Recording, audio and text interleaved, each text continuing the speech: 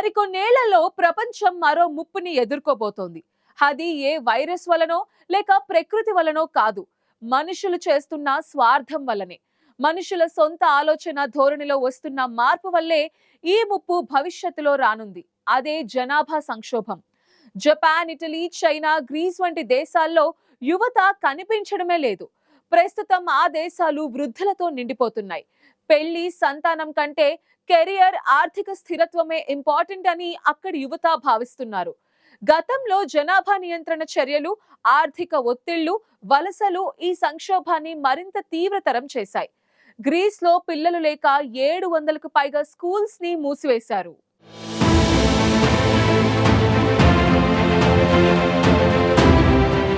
ప్రపంచవ్యాప్తంగా సంతానోత్పత్తి రేటు తగ్గుముఖం పడుతోంది. ఒక దేశం జనాభాను స్థిరంగా ఉంచడానికి మహిళకు సగటున 2.1 జననాలు అవసరం.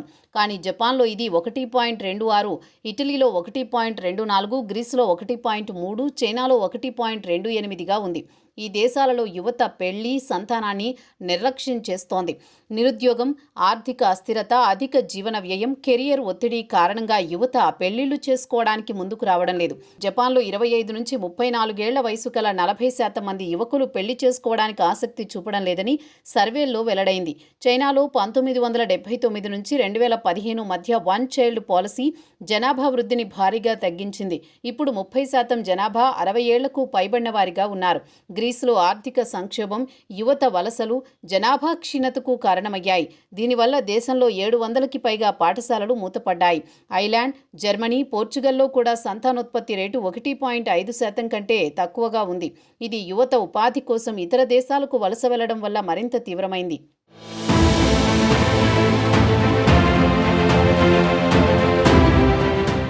ఈ అల్ప జనాభా సంక్షోభం ఆర్థిక, సామాజిక స్థితిగతులపై తీవ్ర ప్రభావం చూపిస్తోంది. జపాన్లో 65 ఏళ్లకు పైబడిన వారు జనాభాలో 29%గా ఉన్నారు. ఇది ప్రపంచంలోనే అత్యధికం.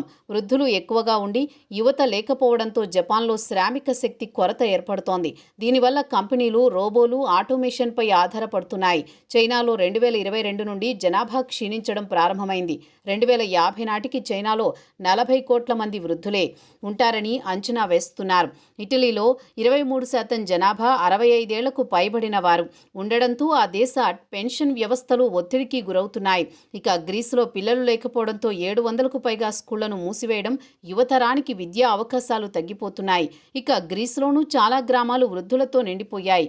ఇక ఈ దేశాల్లో శ్రామిక శక్తి తగ్గడం వల్ల ఉత్పాదకత, ఆవిష్కరణలు తగ్గిపోవడంతో ఆర్థిక వృద్ధి తగ్గుముఖం పడుతోంది.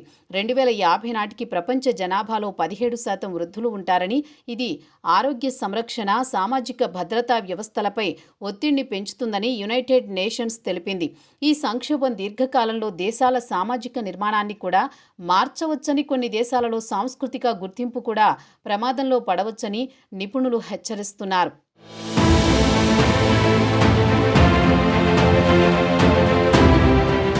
జనాభా సంక్షోభాన్ని ఎదుర్కొనేందుకు వివిధ దేశాలు చర్యలు తీసుకుంటున్నాయి.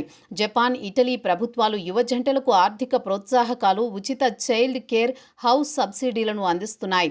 కానీ ఈ చర్యలు పెద్దగా ఫలితాలనివ్వడం లేదు. చైనా 2015లో ఒకే సంతానం విధానాన్ని సడలించి 2021లో 3 సంతానం విధానాన్ని ప్రవేశపెట్టింది. కానీ యువత ఆర్థిక ఒత్తిడి కారణంగా సంతానానికి ఆసక్తి చూపడం లేదు. గ్రీసులో ఆర్థిక సంక్షోభం తర్వాత వలసలు తగ్గించడానికి ప్రభుత్వం ఉపాధి అవకాశాలను పెంచే ప్రయత్నం చేస్తోంది. కానీ యువత విదేశాలకు వెళ్లిపోతున్నారు. ఇక ఐర్లాండ్, జర్మనీలో వలసల ద్వారా జనాభాను పెంచే ప్రయత్నాలు జరుగుతున్నాయి. ఈ సంక్షోభానికి పరిష్కారం కోసం ఆర్థిక స్థిరత్వం, పని, జీవన సమతుల్యత, సామాజిక విలువలలో మార్పు అవసరమని నిపుణులు సూచిస్తున్నారు. అయితే యువత ఆలోచన ధోరణిని మార్చడం, సాంస్కృతిక అడ్డంకులను అధిగమించడం పెద్ద సవాలుగా మారింది. ఈ అల్ప జనాభా సంక్షోభం మానవాళి భవిష్యత్తును సవాల్ చేస్తోంది. గతంలో జనాభా నియంత్రణ చర్యలు ఈ సంక్షోభానికి ప్రధాన కారణం. అయితే ఈ సమస్య కేవలం గత నిర్ణయాల ఫలితం మాత్రమే కాదని, ఆధునిక జీవన శైలి, అధిక జీవన వ్యయం, కెరియర్ ఒత్తిడి వంటివి యువతను పెళ్లి, సంతానం నుండి దూరం చేస్తున్నాయని నిపుణులు చెబుతున్నారు.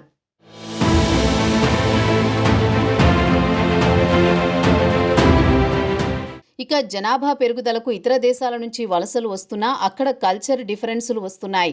జపాన్లో సింగిల్ కల్చర్ హికికోమోరి సామాజిక విముఖత వంటి ధోరణులు ఈ సమస్యను మరింత తీవ్రతరం చేశాయి. గ్రీసులో ఆర్థిక సంక్షోభం యువతను విదేశాలకు తరలిపోయేలా చేసింది. దీనివల్ల చాలా గ్రామాలు ఖాళీ అవుతున్నాయి. ఈ సంక్షోభం ఆర్థిక వ్యవస్థలను కుదించడమే కాకుండా సామాజిక సమతుల్యతను కూడా దెబ్బతీస్తోంది. ప్రభుత్వాలు ఆర్థిక ప్రోత్సాహకాల ద్వారా సమస్యను పరిష్కరించడానికి ప్రయత్నిస్తున్నాయి. కానీ ఇవి సామాజిక, సాంస్కృతిక విలువలను మార్చడంలో విఫలమవుతున్నాయి. భారత్లో పర్లేదు, కానీ ఇతర దేశాలు అల్ప జనాభాతో కొట్టుమిట్టాడుతున్నాయి.